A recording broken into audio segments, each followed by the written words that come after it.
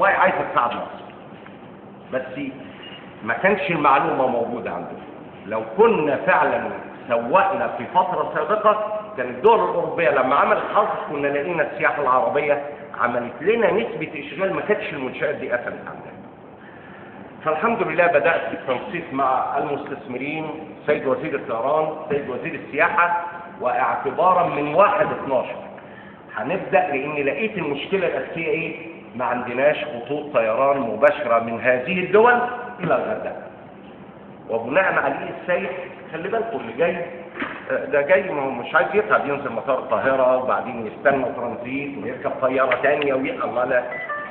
فاتفقت خلاص مع السيد وزير الطيران، وان شاء الله من 1/12 هنبدا نطير خطوط لدول الخليج الى الغردقه مباشره.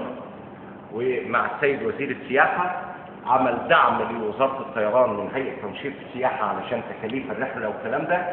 الساده المستثمرين عملت معهم اجتماع يمكن النهارده او بكره، هيدوني الاسعار التشجيعيه اللي بيها نقدر نجتذب السياحه العربيه تجي لنا هنا في الغردقه ان شاء الله ومرسى علم. دول كانوا يعني تركيز تام في هذا الاتجاه عشان نفك الازمه اللي احنا فيها، ولكن مش معنى ان انا كنت مركز في هذا الموضوع ان انا ناسي هموم المواطنين ومشاكل، لا ابدا ابدا اطلاقا.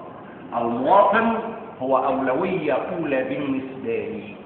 انا جاي هنا علشان خدمه المواطن وخدمه من هم اولى بالرعايه.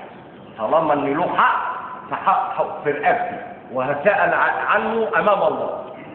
فدي علشان بس، انما انا كنت في المرحله الاولانيه مرحله اداره ازمه، ان عوده السياحه، لان احنا عارفين عوده السياحه معناها يعني انتعاشه في البلد كلها.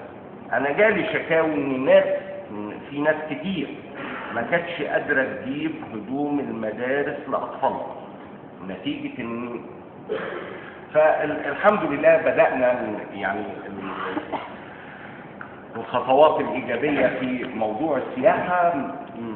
ده استتبع الاتي، ان انا وانا بلف خلي بالكم والله انا اوقات بدخل شوارع الغردقه ما بعد الساعه 2 صباحا وبنزل منفرد، لا بهيصه ولا التصوير ولا الكلام ده، خلوا السواق بتاعي ابقى خارج من المكتب واحده بعد نص الليل اقول له انزل لي على المكان الفلاني.